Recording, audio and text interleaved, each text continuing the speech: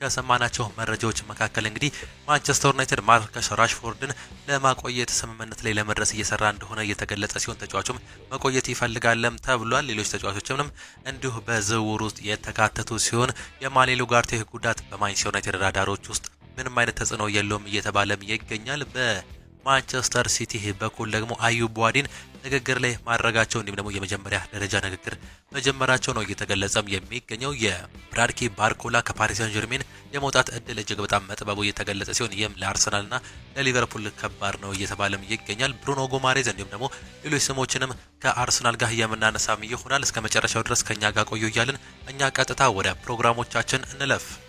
ቅድሚያ የማንቸስተር ዩናይትድ መረጃዎችን በማስቀደም ስንጀምር ማንቸስተር ዩናይትድ ክሪስቲያን ኦሮስኮ ወደ ዩናይትድ የሚያደርገውን ዝውውር ለማጠናቀቅ የሕክምና ምርመራውን ለማድረግ ወደ ማንቸስተር ዩናይትድ መጓዙ ነው የተገለጸው። የ17 ዓመቱ ኮሎምቢያዊ ወጣት በሚቀጥለው ወር 18 ዓመት ሲሞላው በይፋ የዩናይትድ ተጫዋችም ይሆናል። ይህን ተጫዋች እንግዲህ ባለፈው የውድድር ዘመን ነበር ማንቸስተር ዩናይትድ ማስፈረምም የቻለው። እስካሁን ድረስ ግን ወደ ማንቸስተር ዩናይትድ መምጣት አልቻለም።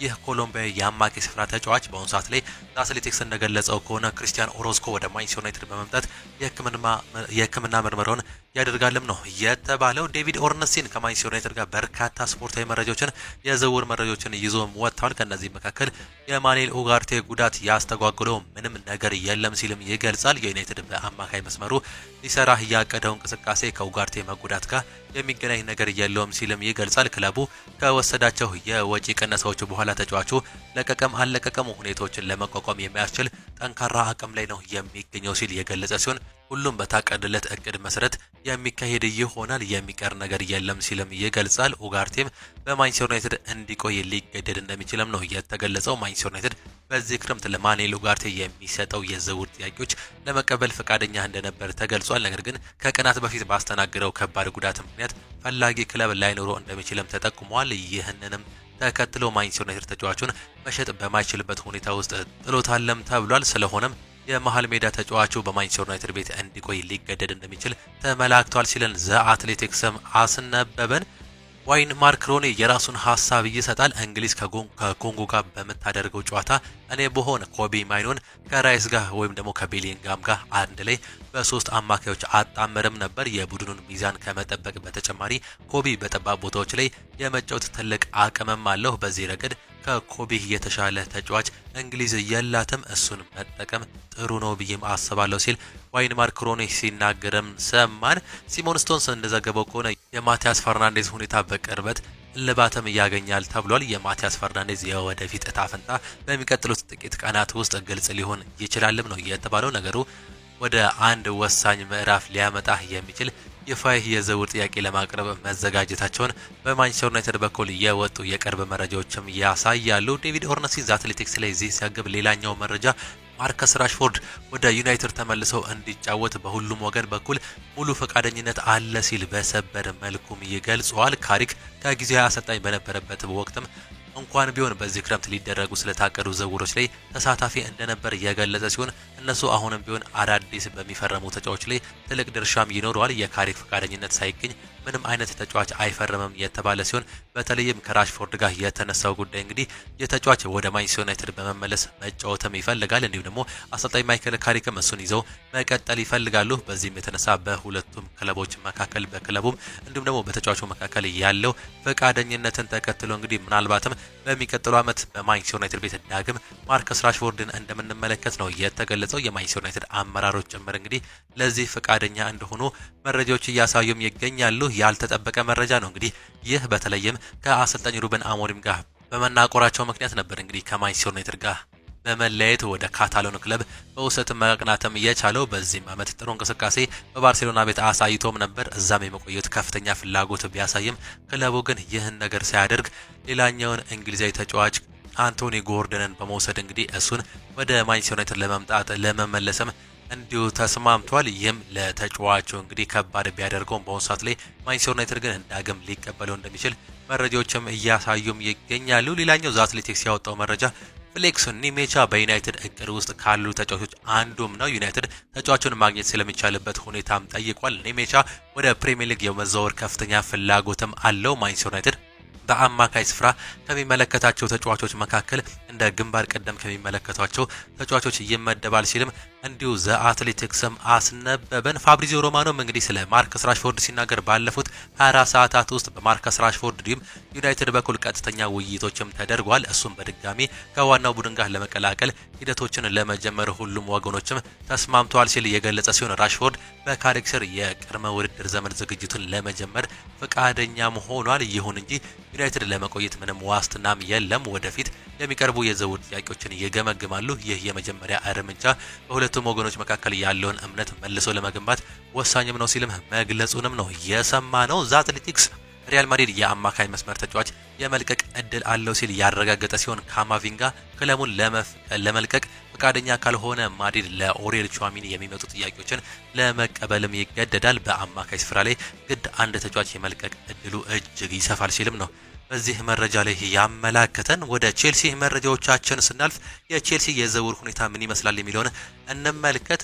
ዣቪ አሎንሶን የቀጠሩት ሰማያዎቹ የአታላንታውን ተከላካይ ማርኮ ፓሌስትራን ለማስፈረምም ተስማምተዋል። በሌላ በኩል ግራኒት ዣካን ከሰንደርላንድ ለማስፈረም 8 ሚሊዮን ፓውንድ አቅርበው ውድቅም ሆኖባቸዋል። ቼልሲዎች በቀጣዩ ተጫዋቹን በቀድሞ አሰልጣኙ ስር ለማጫወት የተሻለ የውድድር ሂሳብም ያቀርባሉ ተብሎ እንደሚጠበቅ መረጃዎች ያሳዩ ሲሆን ሰማያዎቹ ከኮሞ 35 ሚሊዮን ፓውንድ ለተሰጠው ትሬቨር ቻሎባ የቀረበውን ተደጋጋሚ የዝውውር ጥያቄ ውድቅ ማድረጋቸው ነው የተገለጸው። ከዚህ በላይ እስከ 50 ሚሊዮን ፓውንድ ፍላጎት እንዳላቸው በቼልሲ ቤት የሚያሳዩት መረጃዎችም ይገልጹልናል። ቢያንስ አንድ ተከላካይ ለማስፈረም ያሰቡት ቼልሲዎች የክሪስታል ፓላሱን ላክሮክስን ኢላማ ማድረጋቸው ከዚህ በፊትም ተገልጿል። አሁንም ድርድሮች እንደቀጠሉ መሆኑን አትሌቲክስም ያስነብበናል። ክለቡ ተለዋጭ አጥቂ የሚያስፈልገው በመሆኑ ሞርጋን ሮጀርስ ላይ ያሳረፈውን አይን አለመቀልበሱ ነው የተገለጸው። ይህ ተጫዋች እንግዲህ ከአርሰናል ጋር ስሙ በስፋትም ይያያዛል። ተጫዋቹም ወደ አርሰናል የሚሄድ ከፍተኛ ፍላጎት አለው። ነገር ግን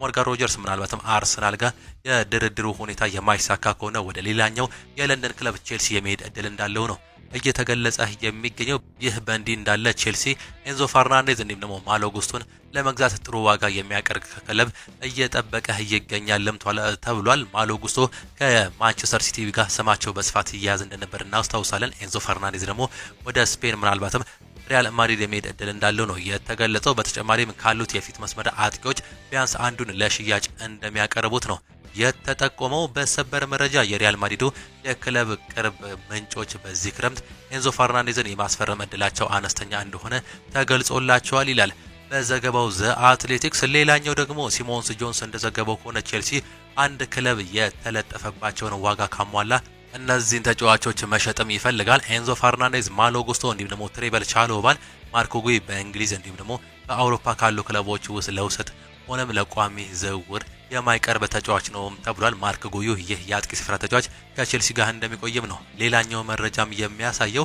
በቼልሲ እንዲሁም ደግሞ በሪያል ማድሪድ መካከል ለኤንዞ ፈርናንዴዝ ምንም አይነት ድርድርም የለም። ነገር ግን በሪያል ማድሪድ ውስጥ ከተጠቀሱ ስሞች አንዱ ነው ሲል ፋብሪዚዮ ሮማኖ ያረጋገጠ ሲሆን እስካሁን ድረስ ከቼልሲ ጋር እየተነጋገሩት ምንም አይነት ንግግርም የለውም። ተጫዋቹ በርግጥ ወደዛ መሄድም ይፈልጋል። በተለይም እንግዲህ ከዚህ በፊት አንድ ተጫዋች ከቼልሲ በመውጣት ወደ ሎስ ብላንኮቹ መቀላቀሉን እናስታውሳለን። እሱም ማርክ ኩሬያ ነው። እሱን በመከተል ነው እንግዲህ ወደዛ የመሄድ ፍላጎት እንዳለው ዘገባዎችም የሚያሳዩት። ወደ አርሰናል መረጃዎቻችን ስናልፍ ፓሪስ ሰን ዠርሜን ብራድኪ ባርኮላን ለመሸጥ አያስገድድም ይላል ይህ ዘገባ። ፓሪስ ሰን ዠርሜን በፕሪሚየር ሊግ ክለቦች እየተፈለገ የሚገኘውን ብራድኪ ባርኮላን መሸጥ እንደማያስፈልጋቸው ነው የተገለጸው። ክለቡ ጎንካሎ ራሞስን በከፍተኛ ዋጋ ኤሲ ሚላን መሸጡን ተከትሎ ባርኮላን በክለቡ ማቆየት እንደሚፈልግ ተገልጿል። ባርኮላ በክለቡ በቂ የመጫወቻ ጊዜ አለማግኘቱን ተከትሎ አዲስ ኮንትራት ለመፈረም ፈቃደኛም አይደለም። ፒኤስጂ ባርኮላን አይሸጥም ያሉ ሲሆን ሰዎች የተጫዋቹን የገበያ ዋጋ ዝቅ እንዳደረጉትም ያምናሉ። ፒኤስጂዎች ባርኮላ ማንቸስተር ሲቲ ለኤደርሰን ካወጣው 116 ሚሊዮን ፓውንድ በላይ ይገምቱታል የሚል እምነት እንዳላቸው ነው የተገለጸው። በሌላ በኩል ራንደል ኮሎ ሙዋኒ፣ ሊካንግሊ እንዲሁም ደግሞ ሌሎች ተጫዋቾች ክለቡን ለመልቀቅ እንደሚችሉ ተገልጾላቸዋል ሲል ዘገባው ዘ አትሌቲክስ ያወጣው ዘገባም ያሳያል። ብራድኪ ባርኮላ በአሁኑ ሰዓት ላይ እንግዲህ በአርሰናል እንዲሁም ደግሞ በሊቨርፑል በከፍተኛ ደረጃ የሚፈለግ የክንፍ አጥቂ መሆኑን እናውቃለን። በተለይም የሞርጋን ሮጀርስ ሁኔታ የማይሳካ ከሆነ ምናልባትም እሱን እንደሚያዩት በአርሰናል በኩል የተገለጸ ሲሆን ሊቨርፑሎች ደግሞ ያን ዲያማንዴ እምቢ ማለቱን ተከትሎ ማለትም ወደ ፓሪስ ሰን ዠርሜን ነው መፈልገው ማለቱን ተከትሎ እንግዲህ ምናልባትም እሱን ይመለከቱታል የሚል በርካታ ዝውውሮችን ሰምተንም ነበር። ሌላኛው አርሰናል በዝውውሩ ምን እየሰራ እንደሚገኝም እንግለጽላችሁ። አርሰናል ከቀናት በፊት ብሩኖ ጎማሬዝን ለማስፈረም ከኒውካስል ጥያቄ አቅርበው ውድቅም ሆኖበታል። ተጫዋቹን ለማስማማት ችግር የማይሆንባቸው መድፈኞቹ የተሻለ ሂሳብ ያቀርቡ እንደሆነም አልታወቀም። ኒውካስል በበኩሉ ተጫዋቹን አይሸጥም ያለ ሲሆን አርሰናል በቀጥታ እንዳላነጋገራቸው ነው ያስረዱት። በሌላ በኩል መድፈኞቹ የፔሮ ሂንካፔን የውሰት ውል ወደ ቋሚነት መቀየራቸው ነው የተረጋገጠው። የተጫዋች እንግዲህ በተለይም ሪያል ማድሪድ ጋር ስሙ ሲያያዝም ቆይቶም ነበር። ፔሮ ሂንካፔን ለመውሰድ ፍላጎት እንዳላቸው የተገለጸ ቢሆንም በአሁኑ ሰዓት ላይ ወደ ቋሚ ዝውውር መቀየሩ እንዲሁም የአርሰናል ንብረት መሆኑም ተገልጿል። አርሰናል በመሃል ሜዳው ላይ ትኩረት ቢያደርግም የፊት መስመሩን ለማጠናከር እየሰራ መሆኑ የተገለጸ ሲሆን በተጨማሪም የኋላ መስመር ተሰላፊ ለማስፈረም አማራጮችን እየተመለከቱ እንደሚገኙ ዘ አትሌቲክስም አስነብቧል። ምንም እንኳን የእንግሊዝ ፕሪሚየር ሊግን ዋንጫ ቢያነሱ በዚህ ዓመት ደግሞ ሌሎች ዋንጫዎችን ለማንሳት ደጋግመው እንደሚሰሩ ነው እየተገለጸ የሚገኘው። በዚህም የተነሳ ደግሞ ሁለት ወይም ደግሞ ሶስት ትክክለኛ ፈራሚዎችን አሰልጣኝ ሚኬል አርቴታ ለማድረግ እየፈለገ እንደሚገኝ መረጃዎችም ያሳያሉ። ገነርስ ብሎግ ያወጣው መረጃ የአርሰናል ሮጀርስን ፍለጋ ውስብስብ ነው ሲልም ይገልጻል። ምክንያቱም አስቶን ቪላ ማንቸስተር ሲቲ ለተጫዋቹ ዋጋ ለመስጠት ለኤሊዮት አንደርሰን ለመክፈል የተስማማውን ዋጋ 116 ሚሊዮን ፓውንድ ለሮጀርስ እንደሚፈልግ አጥብቆ ይናገራል። ይህም ለአርሰናል እጅግ ከባድ ያደርገዋል ሲልም ይገልጻል። አርሰናል የአጥቂ መስመሩን ለማጠናከር እየሰራ ሲሆን እያንዳንዳቸው በዝርዝሩ ውስጥንም አካቷል። በዚህም እንደ ግንባር ቀደም የሚመለከቱት ዋነኛው ተጫዋች ሞርጋን ሮጀርስ ሲሆን በሁለተኛ ደረጃነት ብራድሊ ባርኮላ፣ ሶስተኛ ደግሞ ክርስቶስ ዞሊስን እንደሚመለከት ነው ዘ አትሌቲክስ እንዲሁም ሌሎች እያስነበቡት የሚገኙት። አርሰናል በዚህ ክረምት የፋይናንስ ሚዛን ለማግኘት አንዳንድ ተጫዋቾችን ለመሸጥ ፍላጎት እንዳለውም ቀጥሏል። እናም እያንዳንዱ የሚከተሉትን ጥያቄዎች ለመቀበል ፈቃደኛም ይሆናል። ከነዚህ መካከል ጋብሪኤል ጂሰስ ከኤቨርተን ጋር ንግግሮች እየተጀመሩ እንደሚገኙ ተገልጿል። ክሪስቲያን ኖርጋርድ ምናልባትም ወደ ቀድሞው ክለቡ ብሬንትፎርድ የመመለስ እድል እንዳለው እየተገለጸ ሲሆን ፋቢዮ ቬራን ክለቡን ይለቃል ተብሎ ይገለጻል። ክለቡ ተስማሚ የሆነ ጥያቄ ከቀረበ ከታች ያሉትንም ለመሸጥ ፍላጎት እንዳለው ተገልጿል። ኢታን ንዋኔሪ፣ ጋብሪኤል ማርቲኔሊ እንዲሁም ደግሞ ሊያንድሮ ትሮዛርደን በዚህ ክረምት ከአርሰናል ጋር ሊለያዩ ከሚችሉ ተጫዋቾች መካከል በግንባር ቀደምትነት እንዲሁም ከፍተኛ ገንዘብ ያመጣሉ ተብሎ የተገለጹ ተጫዋቾችም ናቸው። ምናልባትም ካፒቴን ማርቲን ኦዴጋርድ ጭምር እንግዲህ ከፍተኛ ገንዘብ የሚቀርብለት ከሆነ የመልቀቅ እድል እንዳለው በርካቶቹ በአሁኑ ሰዓት ላይ ካስነበቡን መረጃዎች መካከል ያሳዩናል። የማንቸስተር ሲቲ የዝውውር ሁኔታን ደግሞ ስንመለከት ማንቸስተር ሲቲዎች ኤሊዮት አንደርሰንን በከፍተኛ የዝውውር ሂሳብ የግላቸው ለማድረግ መስማማታቸው ተገልጿል። ከ10 ዓመታት በኋላ ፔፕ ጋርዲዮላን ያጣው ክለቡ አሰልጣኝ ኤንዞ ማሬስካን ተተኪ አድርጎ መቅጠሩን ትላንትናም ሰምተናል። የዝውውር መስኮቱ ማንቸስተር ሲቲ ተጫዋቹ በመሸጥ እንዲሁም ደግሞ መግዛት የሚወጠርበት እንደሆነም የተገለጸ ሲሆን ክለቡ ባለፉት ወራት ቡድኑን ለመገንባት ያወጣቸው አዳዲስ ተጫዋቾች በዚህ ክረምት ሊለቁም ይችላሉ። ማንቸስተር ሲቲ በቀጣይ የቀይ መስመር አማካይ እንዲሁም ደግሞ የክንፍ አማካዮችን እንዲሁም ቅድሚያ ሰጥቶ ለማጠናከር ማቀዱ እየተገለጸም ይገኛል። በሌላ በኩል ፊል ፎደን፣ ጀርሚ ዶኮ፣ ግቫርዲዮል እንዲሁም ደግሞ በቀጣይ ሳምንት ሌሎች ውሎች የሚራዘሙ እድል እንዳለ የተገለጸ ሲሆን ማቴዎ ኮቫቺች፣ ቲጃሪ ራይንደርስ ያሉ ተጫዋቾች ደግሞ ከክለቡ ጋር እንደሚለያዩ ነው መረጃዎች እያሳዩም የሚገኙት። አዩብ ቡዋዲ ከማንቸስተር ሲቲ ጋር ስሙ ሲያዝ እንደነበር እናስታውሳለን። በተለይም እንግዲህ ሊቨርፑል፣ ማንቸስተር ዩናይትድ፣ አርሰናልን ጨምሮ በርካታ ክለቦች የዚህ ተጫዋች ፈላጊ ቢሆንም ማንቸስተር ሲቲ ግን ቀድሞ ንግግር መጀመሩም ተገልጿል። ንግግሮች ገና የመጀመሪያ ደረጃ ላይ እንደሆኑ የተገለጸ ሲሆን ይህ ተጫዋች ስሙ በአሁኑ ሰዓት ላይ በግንባር ቀደምትነት ከማንቸስተር ሲቲ ጋር እየተገናኘም ይገኛል።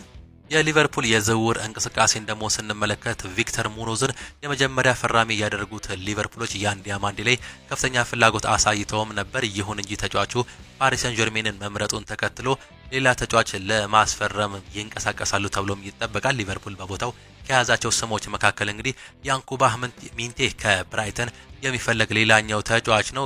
ሰይድ ኤልማላ ደግሞ ከኮሎኝ የሚመለከቱ ሲሆን ማቲያስ ፈርናንዴዝ እንዲሁ ከሊል የሚመለከቱት ሌላኛው ተጫዋች መሆኑ ነው መረጃዎች እያሳዩም የሚገኙት። በሌላ በኩል ፍሬድሪኮ ኬዛ እንዲሁ ደግሞ ከርቲስ ጆንስ በዚህ ክረምት ሊቨርፑልን ይለቃሉ ተብሎ ከሚጠበቁ ተጫዋቾች መካከልም ናቸው። ኢንተር ሚላን ለከርቲስ ጆንስ 2 የዝውውር ጥያቄ አቅርቦ በሊቨርፑል ውድቅ እንደተሆነበት ከዚህ በፊት የምናስታውሰው የዝውውር መረጃ መሆኑን አጋርተናቸው ነበር።